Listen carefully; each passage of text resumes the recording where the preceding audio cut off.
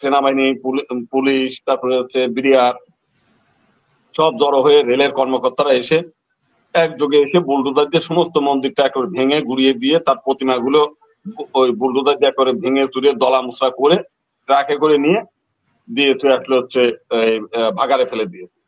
তো এটা নিয়ে রেল যে উপদেষ্টা তার কাছে জিজ্ঞেস করলো, তিনি চরম একটা মিথ্যাচার করেছে।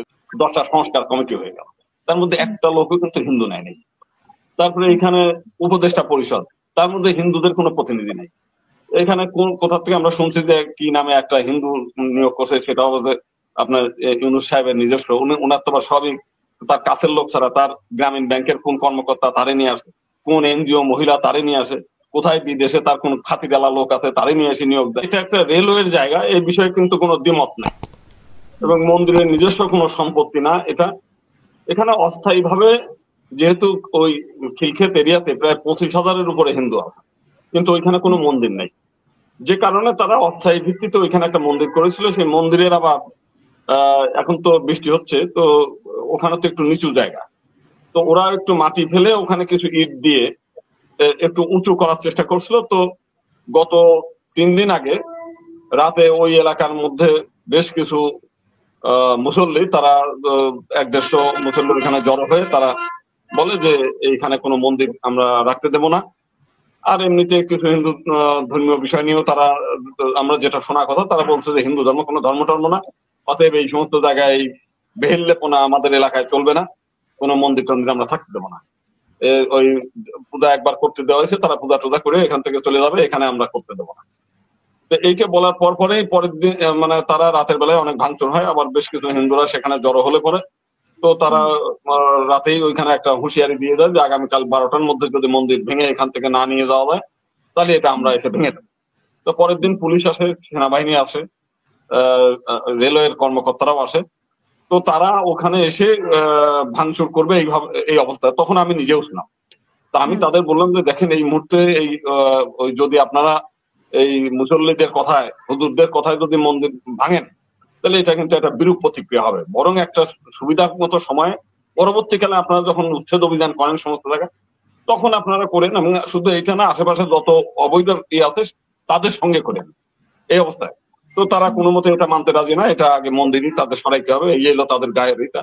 এবং পরের দিন তারা কি করলো যে সেনাবাহিনী, পুলিশ, তারপরে হচ্ছে বিডিআর সব জড়ো হয়ে রেলের কর্মকর্তারা এসে একযোগে এসে বুলডোজার দিয়ে সমস্ত মন্দিরটা একেবারে ভেঙে গুড়িয়ে দিয়ে তার প্রতিমাগুলো ওই বুলডোজার দিয়ে একেবারে ভেঙে চুরে দলা মুচড়া করে ট্রাকে করে নিয়ে দিয়েছে আসলে হচ্ছে ভাগাড়ে ফেলে দিয়েছে। তো এটা নিয়ে রেল যে উপদেষ্টা তার কাছে জিজ্ঞেস করলো, তিনি চরম একটা মিথ্যাচার করেছে, যেটা হচ্ছে ভিডিও আছে সমস্ত জায়গায়, যে তারা বুলডোজার দিয়ে ভাঙছে, সেটা দলা মুচড়া করছে, চরম অপদস্থ, মানে প্রতিমার প্রতি যে একটা ধর্মীয় ভাবাবেগ থাকে সেটা করে ট্রাকে করে শ্রমিকদের দিয়ে সেটা ভাগাড়ে ফেলছে। অথচ তারা বলতে চাচ্ছে উপদেষ্টা যে এটা হিন্দুরাই নিয়ে যে সেই বালু নদীতে নিয়ে বিসর্জন দেবে। আর এই যে প্রতিমা মন্দির ভাঙা, সে বলছে যে হিন্দুরা নিজেরাই আলটিমেটাম দেওয়ার পর ভেঙে নিয়ে গেছে। তা আমরা সেটার জন্যই প্রতিবাদ করলাম, যে আমরা বললাম যে যদি সমস্ত অবৈধ স্থাপনা ভাঙে আমাদের কোনো আপত্তি নেই, কিন্তু ওখানে মসজিদ আছে 3টা এই রেলওয়ের জায়গার উপরে, সেখানে 2টা মাদ্রাসা আছে রেলওয়ের জায়গার উপরে, বেশ কয়েকটি রাজনৈতিক দলের অফিস আছে ওইখানে।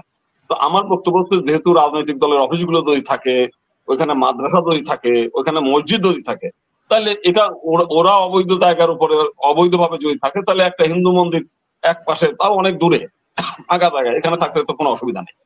আমরা বলতে চাই এটা হচ্ছে রাষ্ট্র একটা চরম ধর্মীয় বিদ্বেষ এবং সাম্প্রদায়িকতার আশ্রয়ে এই কাজটি করেছে।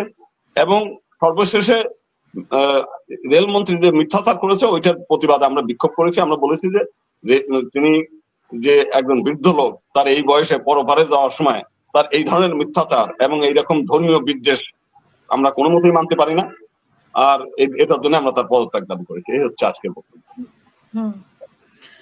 তো সেখানে আপনি বলছেন যে এটা একটা ধর্মীয় বিদ্বেষ। এর আগেও তো 5ই আগস্টের পরে আপনারা অনেকভাবে বলার চেষ্টা করেছেন যে হিন্দুদের উপর অত্যাচার।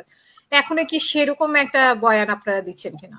না, 5ই আগস্টের পরে আমি যেটা বলেছি যে সেটা সম্পূর্ণভাবে ছিল রাজনৈতিক।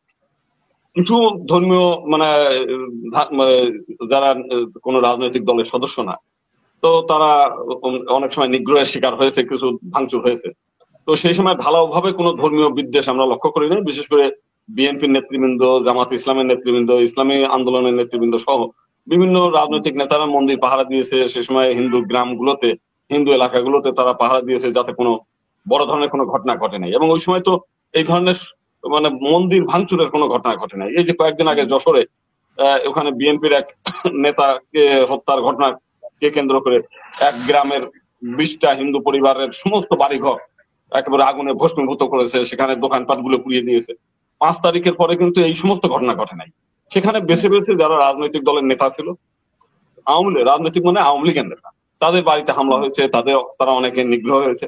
কিছু এলাকা ভিত্তিক অনেকে আছে না, মানে পাড়া প্রতিবেশীর বিদ্বেষ, জমি জমা নিয়ে বিদ্বেষ, এইগুলো কিছু নিরীহ হিন্দুর বাড়িতেও হামলা হয়েছিল।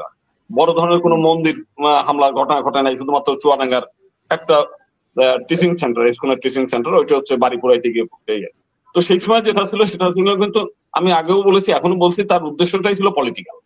কিন্তু এখন তা না। তখন মুসলিম লীগের আওয়ামী লীগ নেতা তাদের বাড়িতে পুড়েছে, শেখ হাসিনার মতো লোক পালিয়েছে, শেখ পরিবারের হাসনাত আব্দুল্লাহর মতো বরিশালে যে এক ঘাটে মানে কি বাঘ কুমিরে পানি খায় এরকম একটা গল্প আছে, তো তার বাড়িতে পুড়িয়ে দিয়েছে। তো সেই সময় তো হিন্দু আওয়ামী লীগ আর মানে মুসলিম আওয়ামী লীগ এদের বাড়িতেই মূলত পড়ছে। কিন্তু এখনকার ঘটনা তা না।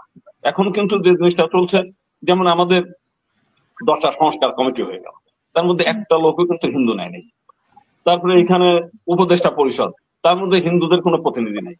এখানে কোথা থেকে আমরা শুনছি যে কি নামে একটা হিন্দু নিয়োগ করছে, সেটা হলো যে আপনার ইউনূস সাহেবের নিজস্ব, উনার তো সবই তার কাছের লোক ছাড়া, তার গ্রামীণ ব্যাংকের কোন কর্মকর্তা তারে নিয়ে আসে, কোন এনজিও মহিলা তারে নিয়ে আসে, কোথায় বিদেশে তার কোন খাতিরালা লোক আছে তারে নিয়ে এসে নিয়োগ দেয়।